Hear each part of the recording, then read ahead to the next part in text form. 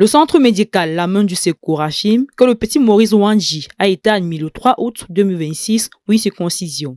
Selon le communiqué, l'enfant se serait fortement agité pendant l'intervention, provoquant une lésion partielle du gland, malgré les mesures de contention mises en place par l'équipe soignante.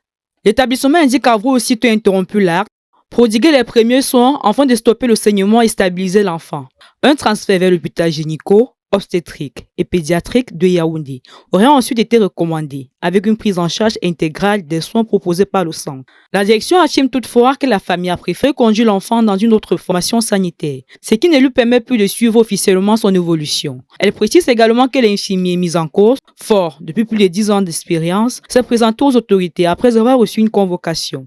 Le centre relève par ailleurs que la famille aurait sollicité un règlement à l'amiable de 15 millions de francs CFA, une proposition qu'il dit avoir refusée, privilégiant une expertise médicale indépendante et la poursuite de la prise en charge.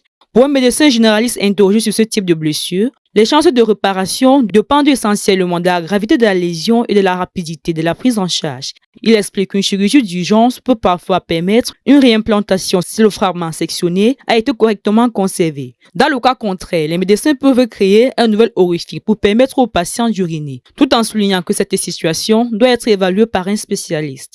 Une affaire désormais entre les mains des autorités compétentes, tandis que l'opinion publique attend les conclusions des enquêtes en cours pour établir les responsabilités. Le Messager Télévision, à l'écoute du peuple.